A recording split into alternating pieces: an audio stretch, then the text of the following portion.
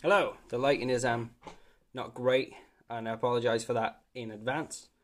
It's still dark. It's miserable outside. Sorry. Welcome back to another question and answer video. This is a series I began because I was receiving questions through my website and my Facebook channel. And I'm going to pull this up a little bit. I began this because I was receiving questions from people all over Southampton area and Hampshire, and I've just started receiving them from Wales because I'm now here. And I began that a few weeks ago. I started my first video and it went okay. I got a couple of responses through my Facebook page that they saying they've seen the video and they wanted to ask their own questions, and they so yeah, that's how it's gone, and this is what I'm going to carry on doing until the questions dry out. Okay, going to begin now with the first question, and the first question is from let me see, I got them all written down. It's easier this way. This is from Matthew, and he's from Portsmouth. I was asked why I don't tell you where they are or their page or anything like that. All I receive is their name, and there's a little map on my website where they post their name, the question, and then the map tells me where they are. That's all I know. So I'm not going to be revealing their YouTube name because I don't know if they've got one. So yeah, that's how that works. So yeah, this is how it's gonna be, unfortunately for you all. And he asks which method works best for dreadlocks. I don't know if I mentioned that in my last video, but yeah, there's a couple of methods that I'm aware of. The backcomb and crochet, which I used, which worked wonderfully. The twist and rip method and the rubbing method. These are the only ones that I'm aware of. So which one works best, I don't know. I have no idea which one works the best. If you're looking for very neat, mature looking locks straight away, then backcombing and crochet is probably the best way to go. Although you can twist and rip and crochet slightly to make the knots look a little bit neater. But yeah, I mean, these were backcombing and crochet, and they more or less perfectly rounded off to begin with, and they look almost mature from day one because you've worked on them so much. So yeah, that's the only method I'm aware of that works very well. I have used the twist and rip method on a couple of clients and it worked very well. It does exactly the same kind of job, although you do leave a sort of hippie look, kind of natural look, because all the hair is kind of loose, slightly looser than what it is when you backcomb it tightly, and you get that kind of free look. I suppose they're not as tight unless you crochet, so that's all I'm aware. And I mean, if I'm wrong on some of them points, please let me know. But that's all I'm aware of, because I've only done it once or twice. I suppose different methods with different hair types. I mean, if you've got really straight Caucasian type hair like I had, then the backcombing and crochet method's perfect for that. If you've got curly kinky hair, then the twist and rip would work perfectly, because all those curls and kinks will knot up as you twist and rip it back. The curls are going to shrink up into the lock up nicely on there. So yeah, the rubbing method, I don't know about the rubbing method. Unless you're going to rub your hair every day for like the next few months, then I don't know if that's going to create perfect dreadlocks. So that's really up to someone else. That's up to someone else to answer that. I'm not entirely sure how that works, but I will look out for it and see if I can find any more information on it. But I suppose if you've got really Caucasian straight hair and you want to use the twist and rip, then the rubbing method will help that process begin, because it's obviously causing a lot of friction and making it go quite matty. So yeah, that's the only reason I could see using that that method. Next question is from Maya. She's from Glastonbury. That's great. I reached Glastonbury. That's excellent. Removing dreadlocks, and how do I do so on what width? I just posted a video 2 days ago about removing my dreadlock here. I removed the dread, which is hiding somewhere because it's all frizzy and up in a bandana today.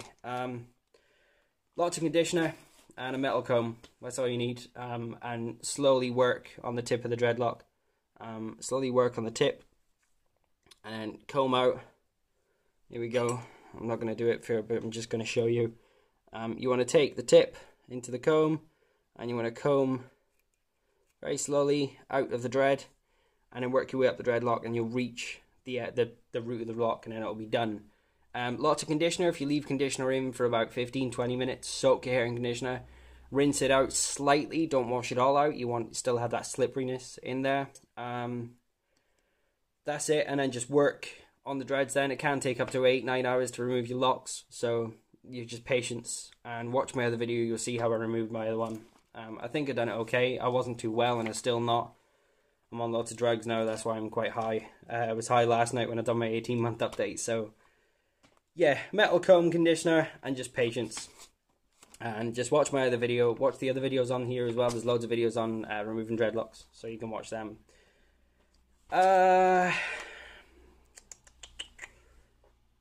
Neil from Newbridge. I don't know where Newbridge is, but I'm sure. Would braids help straight hair knot up a little better? I have known a couple of people to use braids to start their journey because they got really straight, very straight hair that won't knot up because it's too smooth. Sorry, I keep fiddling with my moustaches. Got that one little bit that keeps straightening up and it's annoying me. Yeah, I'm not... braids will make a curly, kinky type pattern in your hair and it is easy to knot up. But I mean, as long as you backcomb like mad and crochet as little as possible, but make sure you get the knots tight, then your dreads are going to form, quite simply. But apparently it does work, that I'm aware of. It does work.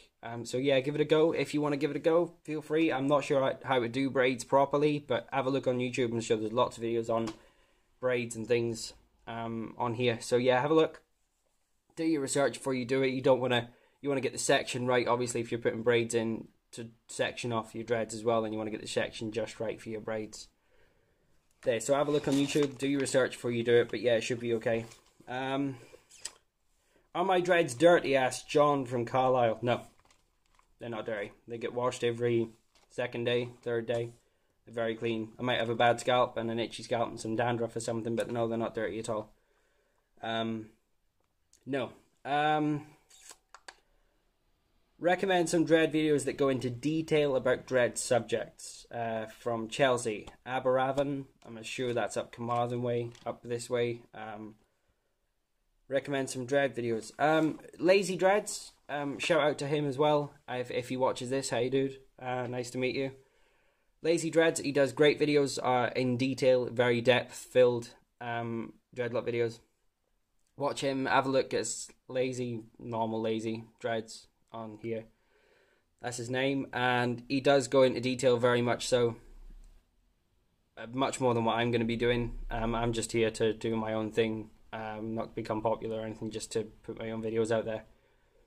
Yeah, so go find Lazy Dreads. His videos are great. They do from washing and backcombing and crocheting and root work and loosening the dreads and tightening the dreads and, you know, body work on the... He does a whole manner of things. He even does dyeing a dreadlock. You know, he just dyed a dreadlock for his anniversary, which is excellent. His 1 year YouTube anniversary, he just dyed a dreadlock. Hats off to him, it looks great. Yeah, so have a look at Lazy Dreads. The other one is Knotlocks. Knotlocks, he's great. I'm not sure where he's from. I believe he's in America somewhere. Don't quote me on that. Sorry, dude, if you're watching this, I apologise. Yeah, so Knotlocks and Lazy Dreads, in depth, everywhere.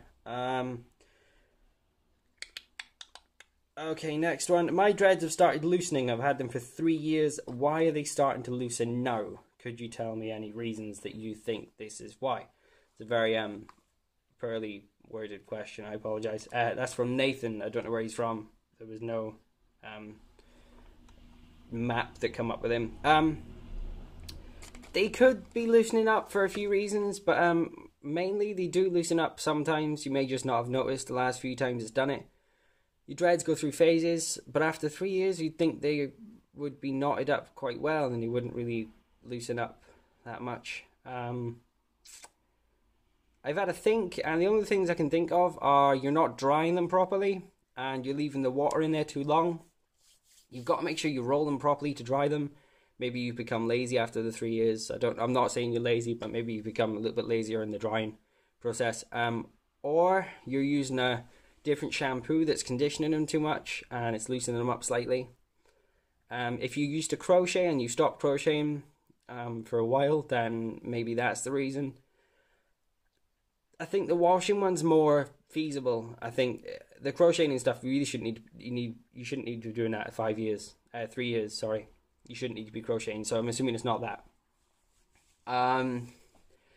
yeah, so have a look at the shampoo you're using now. If it's the same shampoo, then obviously there's no reason to change. But yeah, dry them properly. Make sure you get a towel in there and you dry them properly and you ruffle them up. Perhaps start palm rolling again the day after your wash. That's the only thing I can suggest.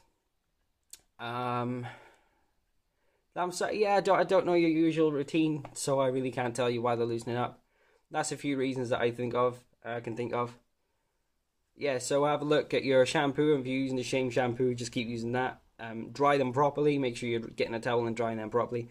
Perhaps blast them with a hairdryer every 30-40 minutes to give them a little bit more of a heat there, and then roll them slightly. That might not, but yeah, I mean, just maybe this is just a phase they're going through after the 3rd year. Maybe you said it's a 3 year and 2 months. Maybe it's just a little phase they're going through at the moment. That's all I can suggest. That's it. Nelly the Dread King Cole. Now, may I say that is an awesome name. I wish I chose that because my name's Neil and Nelly. I used to be called Nelly, and that's excellent. Well thought out, my friend. Wax or no wax? And what can I recommend? I recommend beeswax, or black organic beeswax, or normal styling gel. Cheap normal styling gel, and I'll get to that. I don't recommend dread wax because I've not used any dread wax, so I can't recommend it. There's balms on the market you can use. A balm, I'm not sure if they work very well. Organic black beeswax works if you use a little bit, just a smidgen on your finger and then rub it into your hands, just enough so you can see a shine on your hands.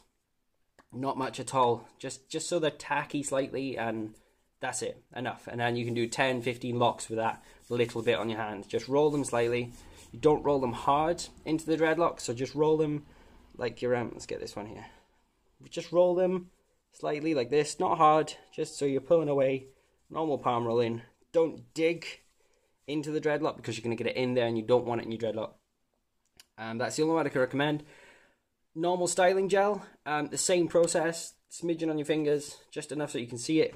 And I recommend that because it washes out so much easier.